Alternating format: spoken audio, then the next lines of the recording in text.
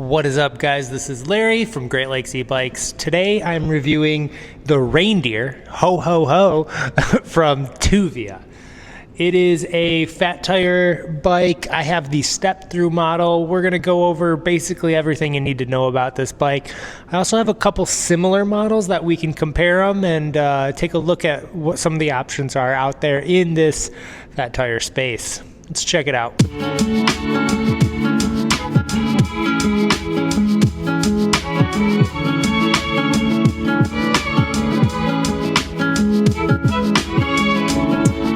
Okay, so the bike obviously didn't come this way. So before we get into it, let's take a step back in time so I could show you what it's like to build this thing.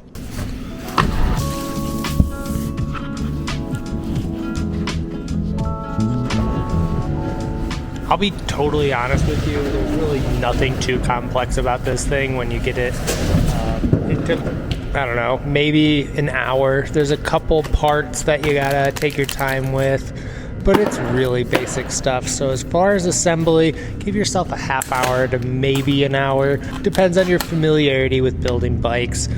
But, you know, you don't have to worry about the derailleur or anything too complex. Overall, I give the packaging and assembly a good 7 out of 10. There's definitely better, easier bikes to build, but there certainly are a lot harder bikes to build as well too.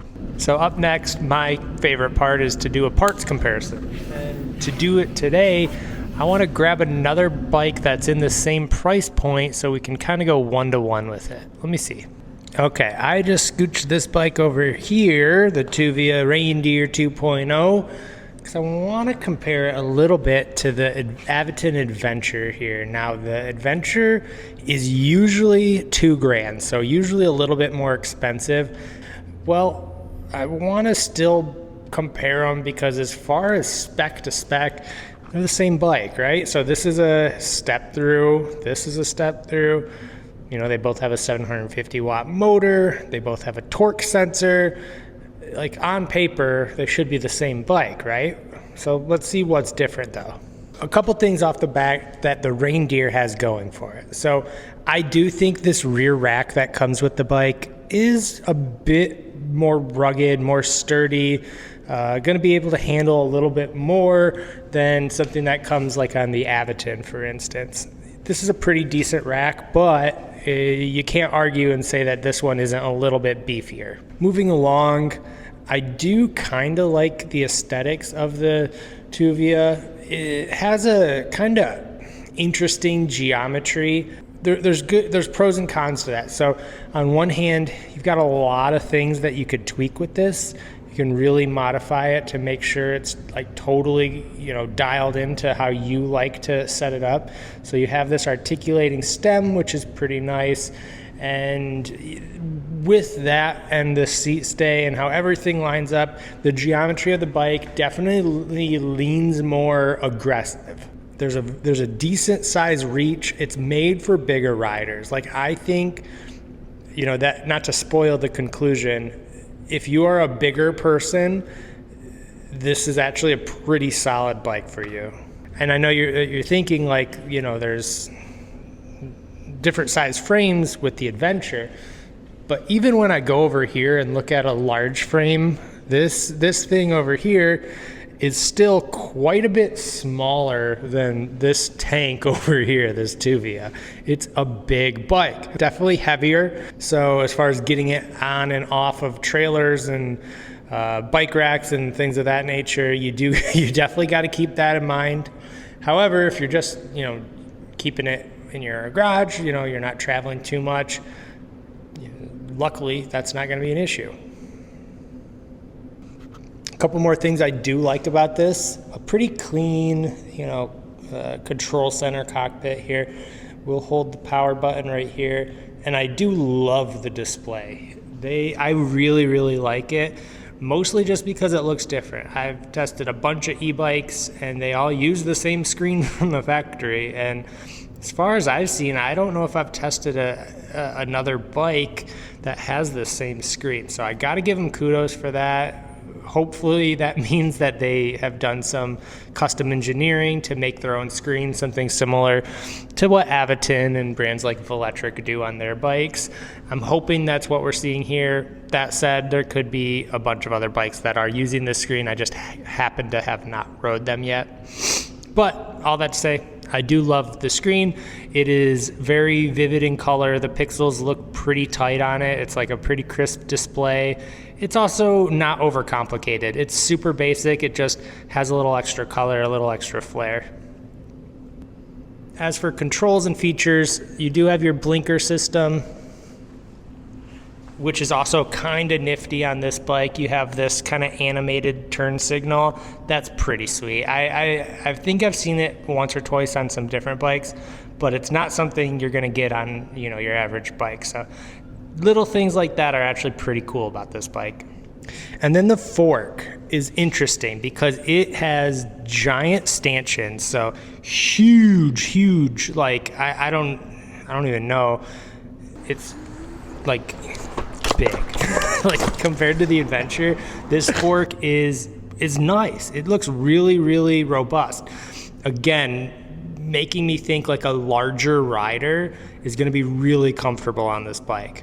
Outside of that, you have a battery housed within the body of the bike, which is really nice to have. You have a nice clean tube system for all your cabling.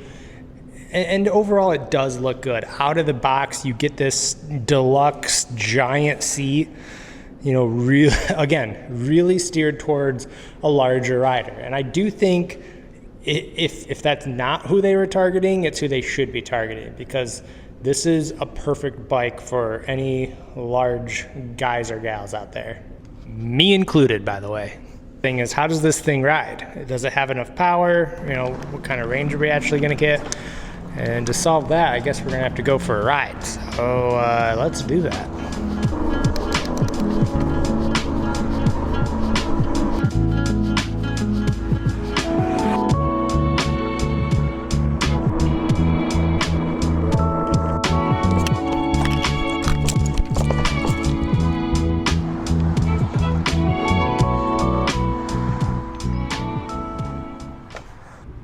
There's really only one issue that I have with this bike, and it has to do with the torque sensor. It definitely is a torque sensor, but so it still works, you know, there's no major issues or anything. What it really comes down to is it feels almost like jerky every time you pedal. At any speed below like 10 miles an hour, every time you pedal, the motor engages on and off really quickly. It's not as smooth. So basically you pedal and it goes kind of like this, like it kind of jerks you forward with a little extra energy every single pedal. It's not consistent. Like as soon as it feels you pedal, it unengages again until you pedal again. So I don't know if it's, again, it could just be my unit, but it felt weird. That said, you know, when I was on, you know, throttle only mode or at higher speeds, it was a lot less noticeable for me and felt totally fine. So first of all, who's it for? Well, I think we kind of went over that. Any big riders are gonna love this thing. It's got a great big seat, really cushy suspension. The fat tires obviously make for a nice plush ride. It can handle a lot of weight. This thing is perfect for a larger rider. In fact, I would pick it over the Adventure for any larger rider looking for stable, comfortable riding. All right, it's been, I don't know, a week or so of riding this thing, and basically everything I said earlier kind of stands. Like, really, the only complaint with it is that the throttle is a little jerky, like I was just saying. Other than that, it's rock solid, super robust. Like I was bouncing it around as much as I can all week and just really trying to like put it through some of the paces that someone who wanted a big fat tire bike like this would want to put it through, and nothing broke, you know. That's really mostly what I was looking for, making sure it will hold up, and it did just fine. So what else is there to say? I think I've said it probably 10 times in this video, but like big riders looking for a fat tire bike, pretty solid option. Now if you want to spend more money, I will say there are other options for sure. I think Velotric's about to announce another, or I know they're about to announce another version of the Nomad that's like even more plus size centric. It's not out yet though, so it's also going to be a lot more expensive than something like this. So targeted at a big rider at a price point around $1,700. You know, getting all the latest technology other than, you know, like in-app capabilities. Like, it doesn't have anything like that, but as far as being able to, you know, have a torque sensor and all those things that people are looking for nowadays in an e-bike, it technically checks all the boxes. So give it a try if you're feeling like anything I said, you know, sounds like you. And if you have more questions about this bike, leave them in the comments.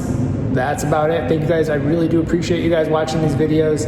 And if there's any other bikes around here that look interesting, just let me know and we'll do a video about those next. All right. This is Larry from Great Lakes E-Bikes, and I'll see you guys soon. Bye.